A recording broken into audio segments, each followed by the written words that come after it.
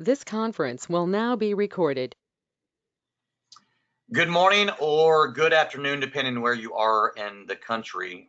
Today, I am very excited about our strategic partnership that we have with the Alt Group and the founder and president of that, Phil Graham, Chief Sales Officer, really a man that wears many different hats, has a phenomenal background in working with advisors. He and I go back quite some ways.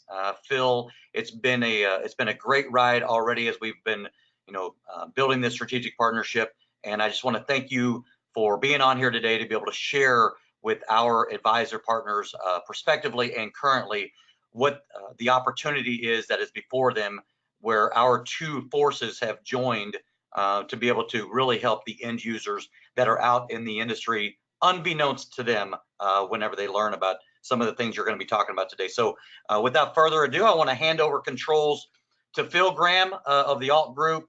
Phil, the floor is yours. Well, thank you, Carter. And yes, we have known each other for quite some time. And what I was so excited about is my vision for the alternative group. My why is right here on the screen, and my whole team's why is we wake up every day because we want to empower and educate advisors everywhere so they can improve not only their lives but also their clients' lives and both achieve their goals. And I know that at CSI you have a very similar vision. And right now I'm doing one product. I do the estate liquidity plan. And with what you're doing with the estate plan and everything else at CSI Financial, it was really a perfect fit. And I know you and I were talking about, what the threat is to an advisor's business. And over the last couple of years, there's been a lot of potential threats. People were really nervous about the DOL and Department of Labor rule, other SEC, FINRA rules coming out, the Department of Insurances, and a lot of people are worried about market returns or product performance. And, over the last year or two, I've really put a lot of thought into this and realized that those things aren't really threats to an advisor's business. They're more of an inconvenience. And I really started digging deep into what the real threat is. And what I saw as the real threat was that we are entering in the greatest wealth transfer in history. In the statistics say anywhere between 25 million and 45 million, or excuse me, 25 trillion with a T and Yeah. $45 trillion. Big difference between million and trillion. Between 25 and 45 trillion dollars is going to pass from one generation to the next over the next 25 years. That is incredible. Now, here's the threat, and this is what's really scary. I think everybody knew that it was out there, but no one had experienced it because a lot of your clients had not started passing away yet. And here's some of the statistics, Carter. Vanguard says that only 5% of beneficiaries will keep their parents' advisor. So that means that 95% of beneficiaries, according to Vanguard, are going to walk out the door the second they inherit the money. Now, I think that's a little extreme. And so let's look at what Investment News said. Investment News says 66% of children fire their parents' advisor. Now, let's think about that for a second. If 66% of your assets started walking out the door, you can't refill the bucket fast enough to keep your business from dwindling away. And in this same article, they talk about advisors have to figure out how to connect with this next generation, because when you as an advisor look to sell your business or pass it to your successor, if you don't have a system in place, your business is going to be worth less. Not worthless, but it's going to be worth substantially less if you don't have some kind of system in place. Now, this is from the News Journal, very similar to what we just saw on Investment News, nearly 66% of children fire the parent's financial advisor upon inheriting wealth. That's really scary to me. Now, that's the threat to the financial advisor, but I've also realized there's a serious threat to these families as they inherit money. So, Carter, let's talk about what happens when a client dies. And this is how we're going to kind of tie everything together. So when a client dies, I was just in an advisor's office yesterday, and I said, okay, when a client dies, the beneficiary calls your office and says, Carter, mom just passed away. We need money. What do you do? Can you just give them money? No. Yeah. Let me just send You're going to say, well, we need a death certificate to start the process, right? That's like the first thing is I'm sorry for your loss. We need a copy of the death certificate so we can start the claims process in order to get access to any of the money. Well, how long does a death certificate take? So I went to askafuneraldirector.com because when I ask advisors and clients, I get all kinds of different answers. But on average, it takes approximately 10 business days, depending on state, which is 2 weeks, to get your certified copy of a death certificate. So we're at least 2 weeks before we get the death certificate, assuming they file it the same day. Then you're going to have another at least a week for claims. So we're 3 to 4 weeks before those beneficiaries get access to a penny. I think you're starting to see where some of the problems come in and why you're not going to retain these assets. So we just talked about 10 days, but let's look at two extreme examples. Texas, as of February 12th, 2019, so this is fairly recent, they're experiencing delays of 4 to 6 weeks to get a copy of a certified death certificate. Now, right below that, I pulled this exact same day. I pulled it from Texas. The Connecticut State Department of Health, they're experiencing process delays of 6 to 8 weeks, even worse than Texas. Now, even if you're not in Texas or Connecticut, who's to say how long it's going to take whenever your clients pass away in your state, depending on what's going on? Either way, even at the best case scenario of about 2 to 3 weeks, we're still a month before we get access to money, best case scenario. And so here's the client's current plan. I love to ask clients this, Carter. I say, what is your plan for your beneficiaries to manage your final expenses when you pass away? And clients are going to say one or two things. They're going to go, I don't have a plan. Okay, well, that's a bad plan. That actually is a plan. It's just a really bad one. And I explain how dying is a process, and like the dying is the easy part. It's untangling everything else, is what takes so long. Or they're going to say, yeah, I have a plan, Carter. It's imperative that we ask them, what is your plan? Because 9 times out of 10, their plan does not work. And they're going to say things like, well, Carter, I have that life insurance you sold me. I got $1 million of life insurance. They can use that. Nope, won't work. Requires a death certificate. Carter, what about all those annuities? My kids can use that money. Nope, requires death certificate. Oh, I got it, Carter. I have money at the bank. We got TOD, POD. It's all set up. My banker helped me. We're ready to go. Nope, requires death certificate. What about all that money you managed for me, Carter? We got money in a money market inside our RIA account. Nope, requires death certificate. Now here's a good one, Carter. The kids are joint owners. You will come across this quite a bit because it had always been true until now that was the only option. Now the problem with kids as joint owners is that if they leave your office, get in a car wreck, get sued, that money's gone. They get divorced, that money's as good as gone. creditors, lawsuit, bankruptcy, theft. And if you ask most beneficiaries if they want to be on their parents' account with all this risk, and if they knew there was another way, the beneficiary will choose the other way. Now, some clients may have even had the foresight of go down to the funeral home and they've purchased some kind of burial policy or prepaid funeral. That's fantastic. However, the funeral is one of the least expensive parts of this whole process.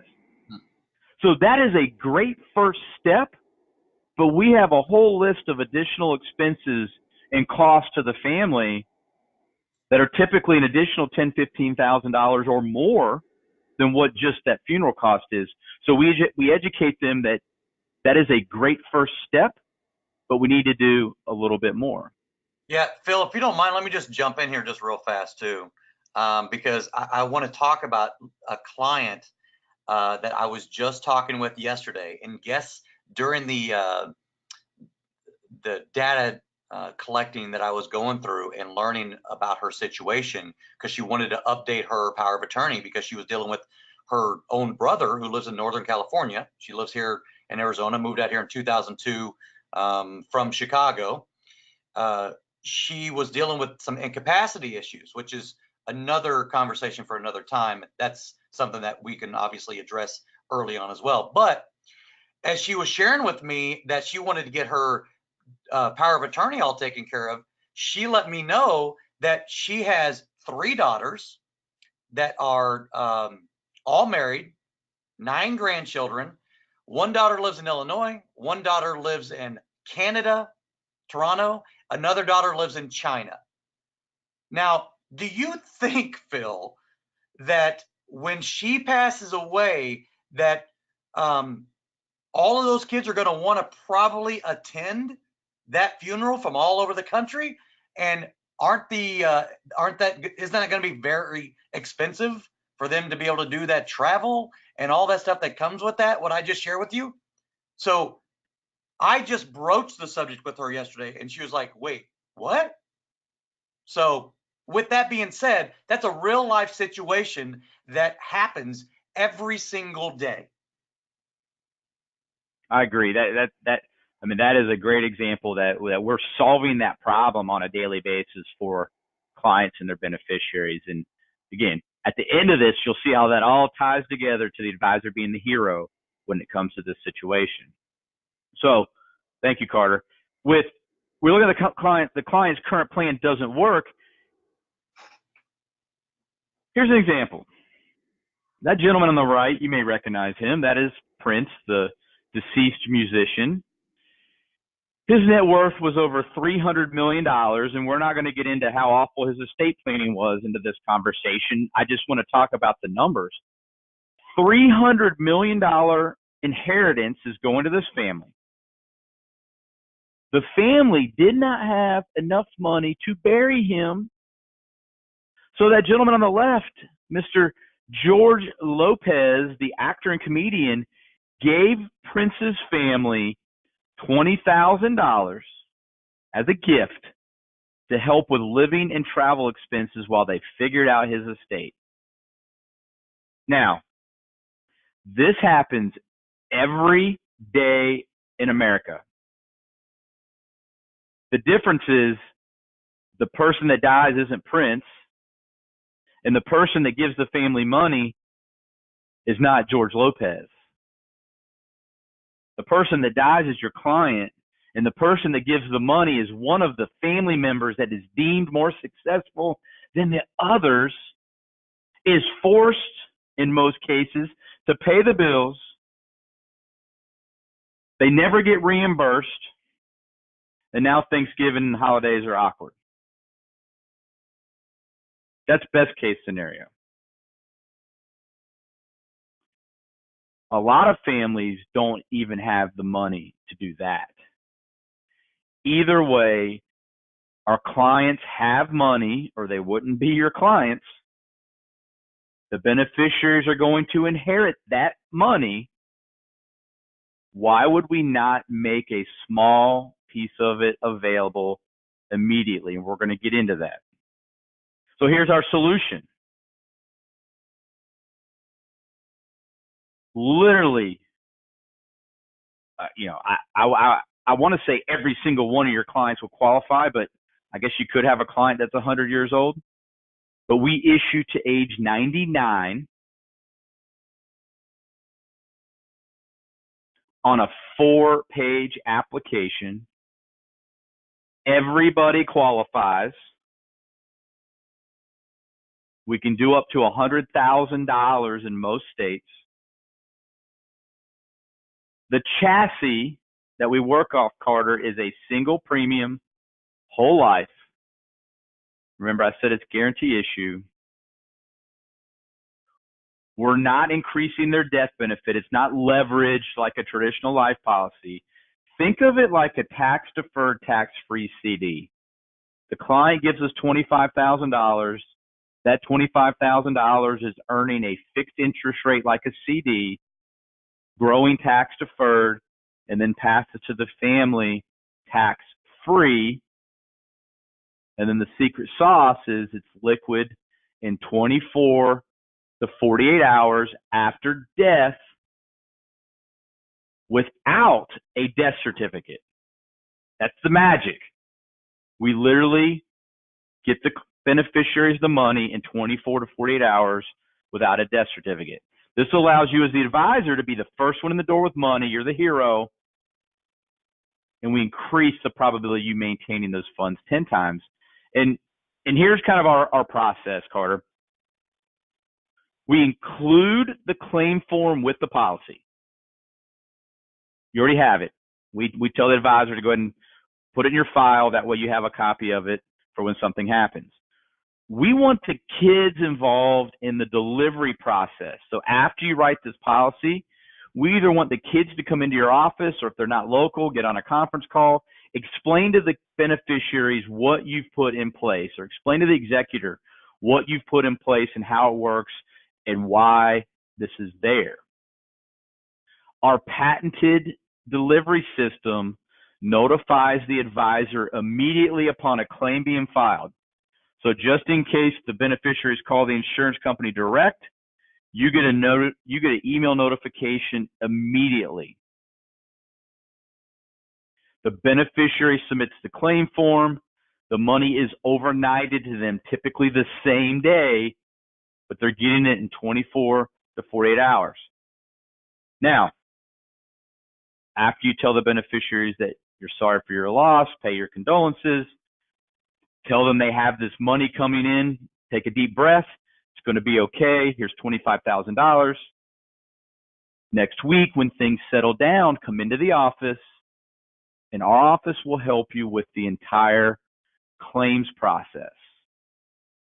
Bring not only the claim information for the policies that your family had with our office, bring all of them in, old policies or other employment policies they may have had, that we can manage all of that.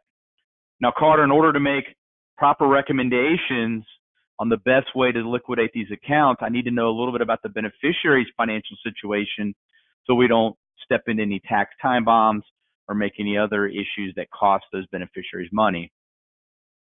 And by integrating yourself as the advisor into this claims process, into that beneficiary's financial situation, we've increased those odds of you maintaining all the money plus adding the beneficiary's money.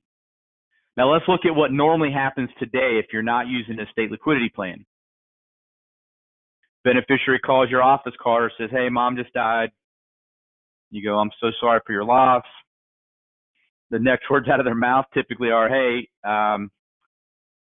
we need some money. And I haven't met a financial advisor yet that had a good answer for that. Like, well, we know we're going to have to get the death certificates. It's going to be a couple of weeks.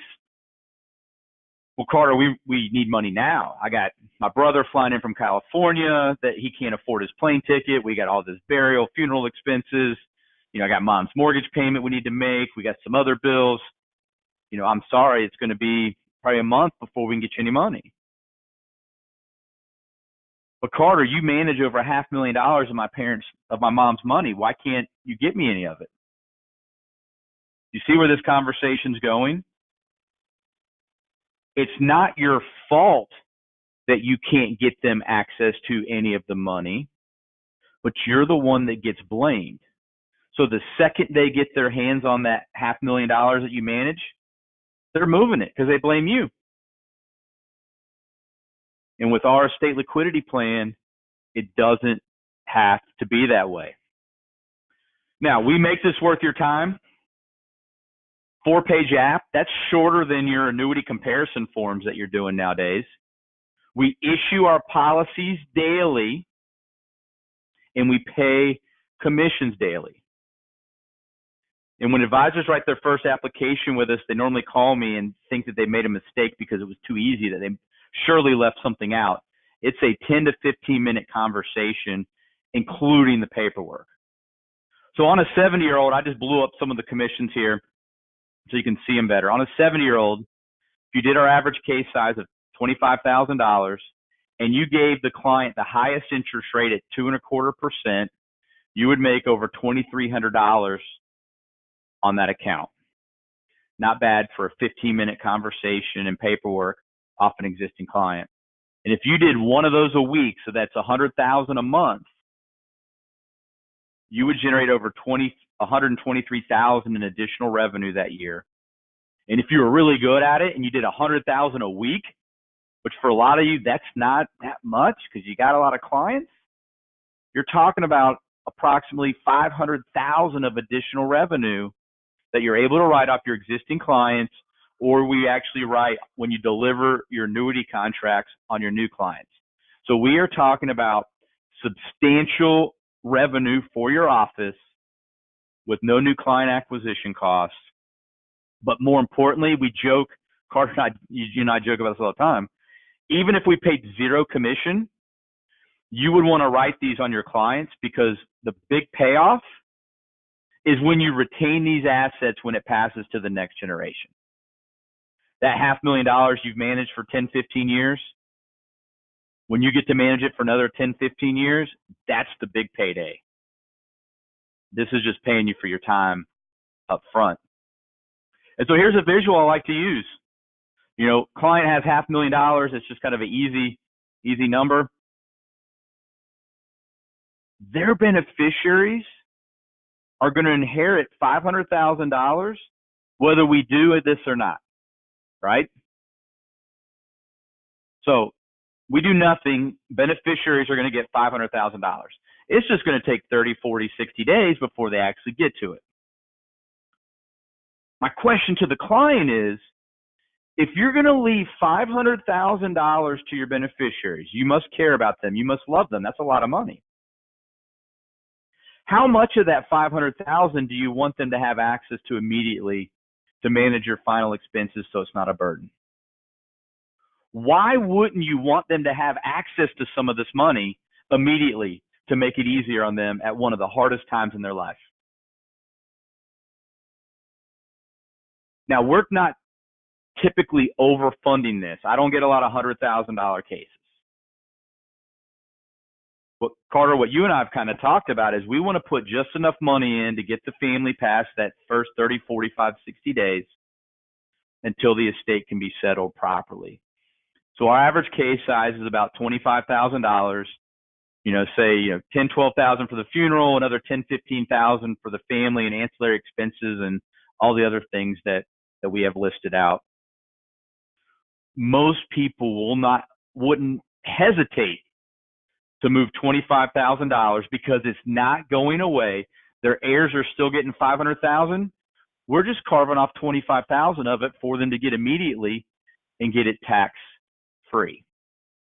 Yeah, you know, and Phil, let me just jump in. Let me just share with you in this this image and this visual actually helped one of my advisors articulate what this really does in the purpose of this to the point of it's still $500,000 is what we're really doing is we're helping to build bridges, not build walls, which is normally what ends up happening with beneficiaries if not done properly. And I loved that he said that to the clients. and the client absolutely understood exactly what that was. It is emotional, and this really helped to illustrate that for that end user client. And guess what? That's why you got the sale. Hold on, I got to write that down. Build bridges, not walls. That's good. I'm officially commandeering that. So you will be hearing that on my next. You'll be hearing that on my next presentation. So you want to jump over and show that little piece of the video? So, or do you have anything else to add before I move on to that? No, you know what? That's it. That's perfect. Obviously, you know, our advisors can be able to reach out to you directly. You know, they know that we have a direct, you know, strategic partnership. So everything is above board, and everybody understands, you know, what role that you play as it's really sort of like that strategic partner and outsource, and your team can be able to help facilitate a lot of this stuff. But they can obviously call here at our office, right? 888-316-6040. Most everybody that's watching this has all of our contact information anyway, but they can also be able to reach out to you, and you'll be able to help facilitate. But no, I think now is a great way, segue to that little bit of a clip that you want to share with the customizable video that we have been able to create that's consumer facing to help illustrate the point and really drum up that interest. And I'll flip over to that. And it's funny how the first conversation that a lot of advisors ask me is, you know, well, how do we get new clients? Well, I normally direct them back to you, Carter, because you guys have one of the most amazing client acquisition processes with the estate plan. So that's not what I do. What I do is I help you monetize your existing clients, and we do that through beneficiary reviews. If you're interested in how we set that up, feel free to reach out to me. I'll share with you the New York Post article we use in our process. I've done 2 15-minute phone interviews with 2 of our top advisors, asking them, what do they say to set up the appointment with their existing clients? What do they say when the client's in their office? How do they close the deal? You know, how do they follow up? What does that entire process look like? I've recorded those. I'm more than happy to share that with you as well. And then a lot of our advisors, when they deliver their annuity and investment contracts, they're adding the beneficiary question on that delivery, because we do not want to mess up your process that you have in place. So I never want you to mess up your current sales process. Now, with the estate plan, for those of you that have already implemented the amazing estate plan, our estate liquidity plan is part of the estate plan. Excuse me. Yes, our estate liquidity plan is part of the estate plan. So if you've already implemented it, or if you're in that process, this is just going to be a piece of what you do. Carter and CSI Financial put together an awesome video, and I'm guessing, Carter, the audio should play through, but I'm just going to play like the first 20, 30 seconds. This is less than 3 minutes. This is the client video that Carter put together explaining what the estate liquidity plan is and how it works for consumers that can be emailed out. So I'm going to start this now.